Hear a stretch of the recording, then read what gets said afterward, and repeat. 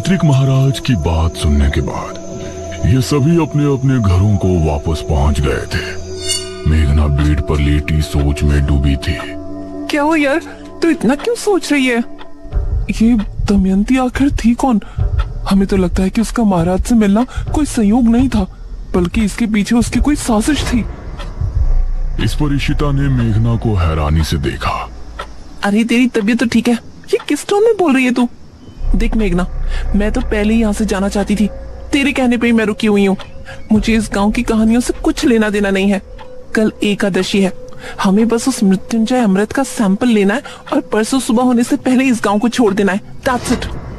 ये कहकर इशिता ने चादर तानी और सो गई। इसे कैसे बताऊं कि मैंने खुद को सपने में राजकुमारी बने देखा है। मुझे अपने सपनों का पूरा रहस्य जानना है। मैं यहाँ से नहीं जा सकती।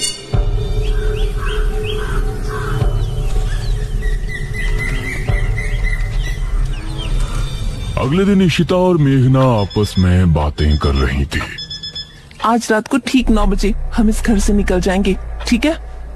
यार मुझे इस तरह बिना कुछ बताए जाना ठीक नहीं लग रहा। हमें सबको बता देना चाहिए कि हम यहाँ पर मृत्युंजय अमृत के लिए आए हैं। तभी दरवाजे पर दस्तक हुई।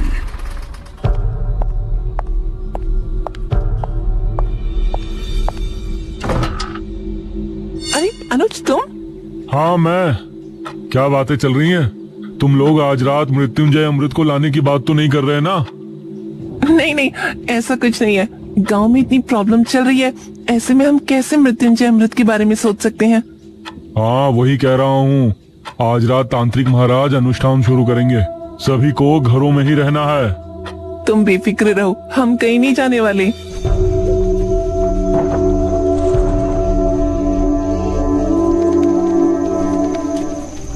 रात होने पर तांत्रिक महाराज ने अनुष्ठान की तैयारी शुरू की।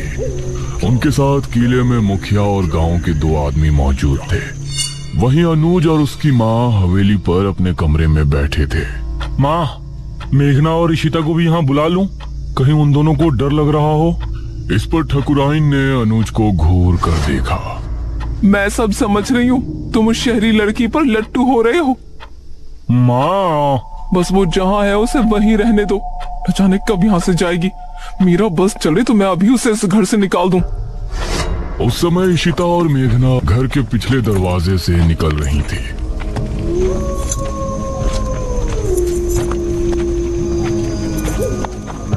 मुझे अब भी कुछ ठीक नहीं लग रहा। ये लोग क्या सोचेंगे? हम दोनों बस यहाँ मृत्युंजय अमृत चुराने के लिए आए थे।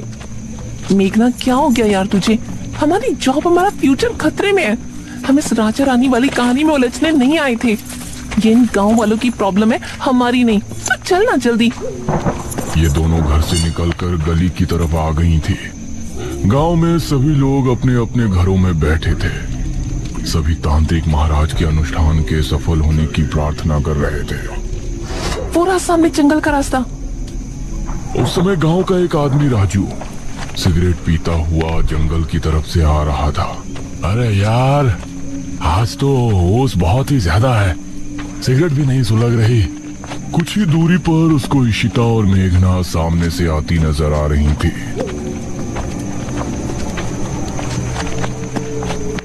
अरे वाह, यह तो वही शहरी हसीनाएं हैं जो मुखिया के घर ठहरी हैं।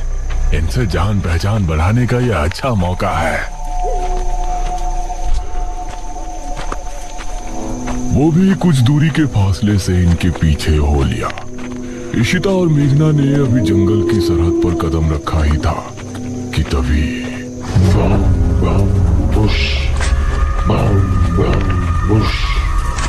इसे सुनकर ये दोनों चौंक पड़ी। अरे ये तो वही आवाजें हैं। निशिर मोलो। और राजू भी इस आवाज को सुनकर डर गया। हे भगवान, निशिर मोलो। राजू का दिल दहल उठा। उसने पाया कि वो आवाज ठीक उसके पीछे से आ रही है। उसने जैसे ही पलटकर देखा तो निशिर मोलो ठीक उसके सामने थे। एक पल को राजू की सांसें मानो रुक सी गई। तभी ताबूत अपने आप खुल गया। उससे 2 भयानक हाथ निकले जिन्होंने राजू को ताबूत के अंदर खींच लिया। राजू की चीख सुनकर इशिता और मेघना दोनों ही बेहद डर गईं। मैंने पहले ही कहा था ना, आज जंगल जाना ठीक नहीं होगा। यार बहस मत कर, जल्दी चल, हम वापस घर चलते हैं। इस तरफ तांत्रिक महाराज अनुष्ठान को शुरू कर चुके थे। वो आंखों को बंद किए लगातार मंत्रों का जाप कर रहे थे। मुखिया और वो दोनों आदमी उनसे कुछ ही दूरी पर थे। भागो जल्दी, कहीं निशिर-मुलो हमें देख ना ले। इशिता और मेघना दोनों अब डरी हुई हालत में आगे बढ़ रही थी, लेकिन वो आवाज कम होने के बजाय और बढ़ती जा रही थी। माँ, मैं यहाँ क्या करूँगा? मैं भी किले पर जा रहा हूँ। हो सकता है पिताजी को मेरी जरूरत हो। अरे भूल गए क्या, किसी को भी बाहर नहीं निकलना है। अरे मुझे कुछ नहीं होगा। वैसे भी निशिर-मुलो की आवाज अभी तक नहीं सुनाई दी। मुझे नहीं लगता कि वो आ जाएंगे। ये कहकर अनुज अपनी माँ की बात काटते हुए घर से निकल गया। इस तरफ तांत्रिक महाराज भी अपनी आंखें बंद किए ध्यान मग्न थे। तांत्रिक महाराज ने खुद को एक अंधेरी जगह पर पाया। क्या यहाँ कोई है? सामने से कोई जवाब नहीं आया और तांत्रिक महाराज के पास एक तितली आकर रुकी। वो तितली अंधेरे में चमक रही थी। वो कुछ देर उनके पास रुकी रही और फिर एक तरफ चली गई। तांत्रिक महाराज भी अब उसके पीछे हो लिए। काफी देर तक चलने के बाद वो तितली जमीन पर बैठ गई। तांत्रिक महाराज ने पाया कि जमीन पर एक दरवाजा लगा हुआ है। वो तितली उस पर बैठते ही गायब हो गई। मेघना और इशिता को भागते हुए काफी समय हो गया था। किला इनके सामने ही था। सामने से अनुज भी आ रहा था।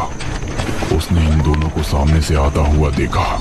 अरे हम मेघना और इशिता, ये तीनों एक दूसरे को देखकर हैरान रह गए। तुम दोनों यहाँ क्या कर रही हो? तुमको तो अपने कमरे में होना चाहिए था। मेघना कुछ कहती, लेकिन इससे पहले ही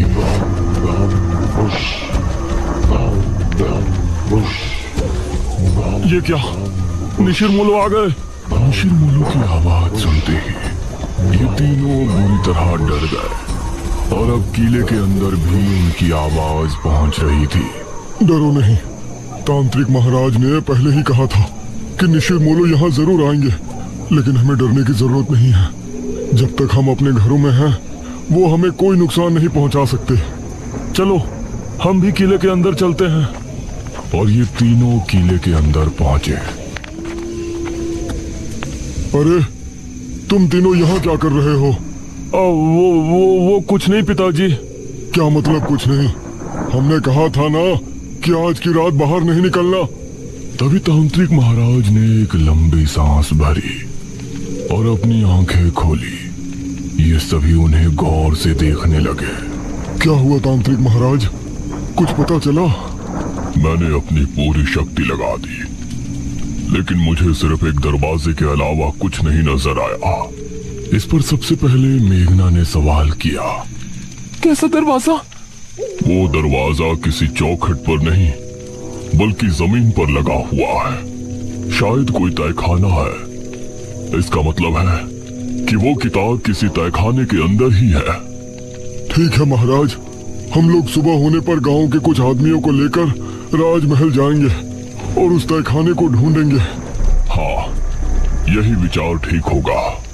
अब आप लोग अपने घरों को जा सकते हो।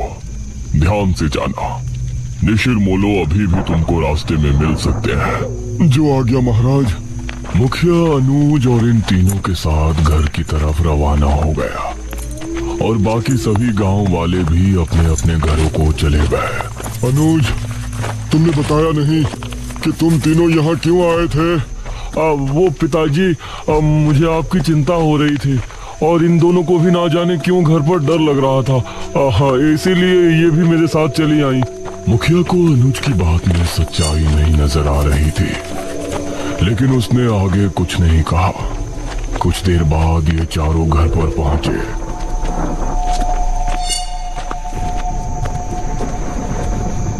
अब तुम लोग जाकर अपने अपने कमरों में चुपचाप सो जाओ।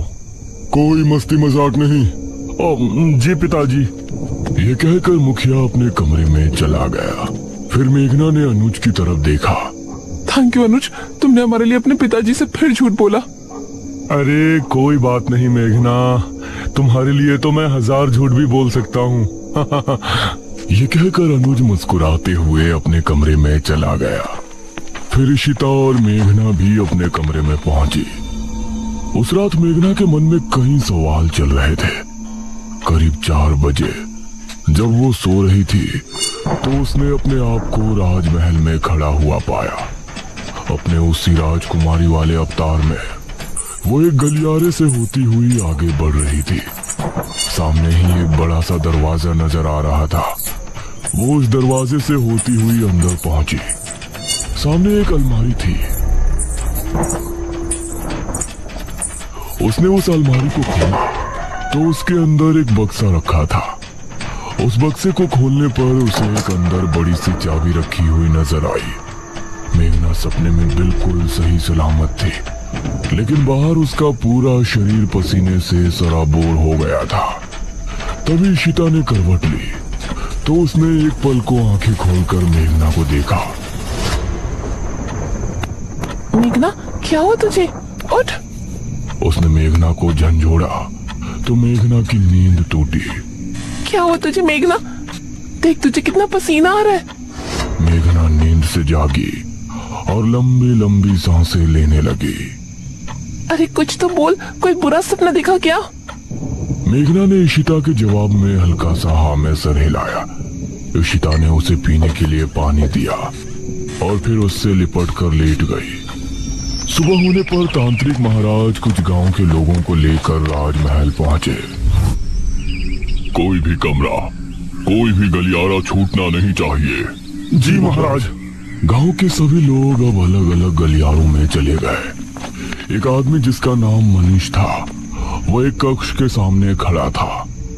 उसने जैसे ही दरवाजा खोला तो कई चमगादड़ तेज शोर करते हुए वहां से निकल गए। उसने खुद को संभाला और कमरे के अंदर दाखिल हुआ। हे भगवान, कितना बड़ा कमरा है। तभी उसे भारी कदमों की आहट सुनाई देने लगी। उसने सामने देखा कि वही लबादे वाला आदमी उसके सामने खड़ा है। मनीष उसको देखकर दरवाजे की तरफ भागा, लेकिन दरवाजा अपने आप ही बंद हो गया। तभी वो लबादे वाला आदमी तेजी से उसके करीब पहुंचा और उसने कसकर मनीष का गला पकड़ लिया।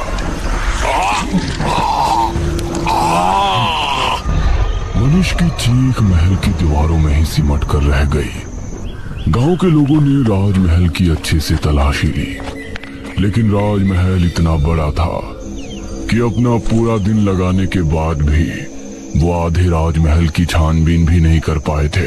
तांत्रिक महाराज, अब तो रात होने वाली है। अभी तक उस तहखाने का कुछ पता नहीं चला। उसको ढूंढना इतना भी आसान नहीं है जितना हमने सोचा है। मुखिया जी, हम रात में यहाँ नहीं रुक सकते। अवश्य, हम सभी यहाँ से निकलते हैं। सुबह होने पर फिर से आएंगे। ये सभी राजमहल से निकल ही रहे थे, तभी सामने से इनको मेघना आती हुई नजर आई। अरे बेटी मेघना, तुम यहाँ? जी अंकल। तुम यहाँ क्यों आई हो पुत्री? मुझे लगता है कि मैं उस तहखाने तक आपको लेकर जा सकती हूँ। ये कैसे हो सकता है? इस पर तांत्रिक महाराज ने मुखिया को हाथ के इशारे से चुप कर दिया। तुमको ऐसा लगता है तो ठीक है, बताओ कहाँ है वो तहखाना? अब मेघना आगे आगे चल रही थी और सभी उसके पीछे थे। वो एक गलियारे से होती हुई आगे बढ़ रही थी। सामने ही एक बड़ा सा दरवाजा नजर आ रहा था। वो उस दरवाजे से होती हुई अंदर पहुंची और ये सब भी उसके पीछे अंदर पहुंचे। सामने एक अलमारी थी। उसने उस अलमारी को खोला तो उसके अंदर एक बक्सा रखा था। उस बक्से को खोलने पर उसे अंदर एक बड़ी सी चाबी रखी हुई नजर आई, जिसे देखकर ये सभी हैरान रह गए। हे भगवान! मेघना ने बिना कुछ बोले चाबी को उठाया और फिर से आगे बढ़ी। सामने एक और दरवाजा था। मेघना उससे होते हुए सभी को अपने साथ अंदर ले गई। उस अंधेरे कमरे में सभी को जमीन पर एक दरवाजा नजर आया, जिसे देखकर सभी की हैरानी का ठिकाना नहीं था। यही है वो दरवाजा जो हमने हमारी दिव्य दृष्टि से देखा था। उस दरवाजे पर एक छेद था। मेघना ने उस छेद के अंदर चाबी लगाकर 3 बार घुमाया। अब इसे उठाकर देखो। तांत्रिक महाराज के कहने पर 2 आदमियों ने दरवाजे को उठाकर देखा तो वह आसानी से उठ गया। दूसरी तरफ अनुज और इशिता घर पर मौजूद थे। अनुज, मेघना कमरे में नहीं है। क्या मतलब? कहाँ गई अब वो? मुझसे तो टॉयलेट की बोल के गई थी, अब देखा तो वहां भी नहीं है। यह सुनकर अनुज हैरान रह गया। इस तरफ राजमहल में ये सभी तहखाने के अंदर पहुंचे। वहां एक शीशे के बक्से में एक किताब रखी हुई नजर आई। हाँ, यही है बेरमपुर पुराण। सभी किताब को देखकर खुश भी थे और हैरान भी। पुत्री, इसे उठाओ और फिर हम किले पर चलते हैं। मेघना ने जैसे ही किताब को बक्से से उठाया तो अजीब सा शोर उत्पन्न हुआ। यह कैसी आवाज है? तभी तहखाने के हर एक कोने से बिच्छू निकलकर इनकी तरफ आने लगे। सभी निकलो यहाँ से, जल्दी। अब ये सभी तेजी से ऊपर की तरफ भागे, लेकिन एक आदमी को बिच्छुओं ने सीढ़ियों पर ही अपने चपेट में ले लिया। उस आदमी को एक ही पल में बिच्छुओं ने कंकाल में बदल दिया। बाकी सभी लोग डरी हुई हालत में महल के मुख्य द्वार की तरफ भागे। मेघना सबसे आगे भाग रही थी। दरवाजे से होते हुए ये महल से बाहर निकलने में कामयाब हो गए, लेकिन ठीक दरवाजे पर जो आदमी सबसे पीछे था उसको भी बिच्छुओं ने अपनी चपेट में ले लिया। और उस आदमी की चीख पूरे राजमहल में गूंज गई। इन लोगों ने अब अपने कदमों को रोका नहीं और किले में पहुंचकर अपनी सांस तोड़ी। तांत्रिक महाराज ने मेघना को गौर से देखा। पुत्री, इस किताब के बारे में तुमको कैसे पता चली? उस समय अनुज और इशिता भी वहां पहुंचे। अब ये सभी मेघना की तरफ ही देख रहे थे, लेकिन मेघना की नजर उस किताब पर थी जिससे कई रहस्यों का खुलासा होने वाला था।